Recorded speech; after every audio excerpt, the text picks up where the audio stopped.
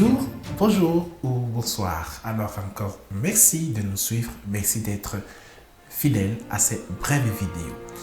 Nous sommes dans la semaine, comme nous l'avons préannoncé, voilà, du fondement ou de la doctrine du fondement. Suis attentivement chaque live et chaque vidéo. Il y a un fondement dans ta vie à renouveler probablement ou à poser naturellement.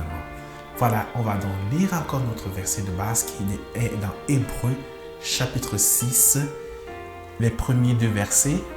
Mais aujourd'hui, nous nous intéressons au premier point, donc on va lire le premier verset, Hébreux chapitre 6.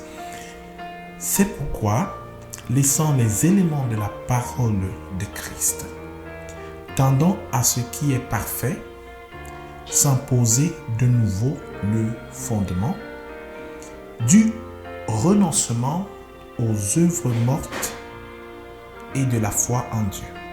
Voilà. Aujourd'hui, nous parlons du renoncement aux œuvres mortes.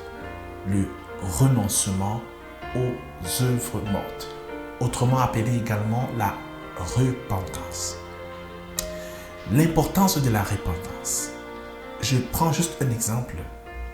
Jean-Baptiste, qui est le plus grand prophète selon Jésus et selon la parole de Dieu naturellement, qui est vécu sur la terre. Jean-Baptiste a passé toute sa vie pour préparer le peuple à la repentance. De telle enseigne que son baptême s'appelait le baptême de repentance. C'est tellement important parce que la voix qui parlait au désert disait « Repentez-vous car le royaume de Dieu est proche ».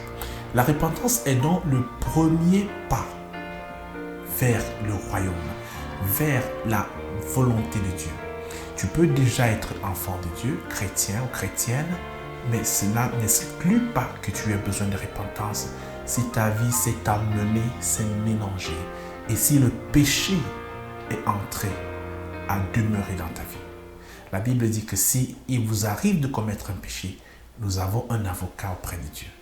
Mais il y a des conditions souvent où les gens ne sont pas que en train de commettre un péché accidentel, mais sont dans une vie de péché. Le mot repentance en grec, c'est métanoia. Donc la métamorphose, ça veut dire deux choses. Changement de mentalité, total, radical. Et de l'autre part, ça veut dire également, selon le dictionnaire biblique, une tristesse profonde provoquée par la conscience du péché. Je voudrais simplement t'inviter, mon frère, ma soeur, à considérer tes voies, à ne pas permettre que le péché puisse s'installer de manière naturelle dans ta vie. Et si tu as commis un péché, Dieu est fidèle, Jésus, je dirais, est fidèle pour te purifier de tout péché. Alors, crois cela et prions ensemble.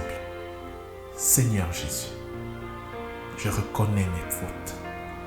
Je reconnais m'être éloigné de ta voie. Je reviens avec tes voies.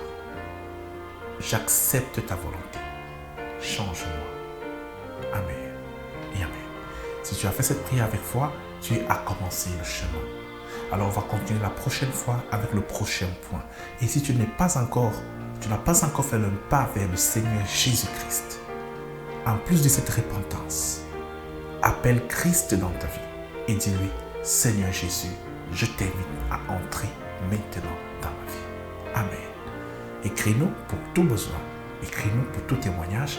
Et on se voit la prochaine. Au revoir. Shalom. Shalom.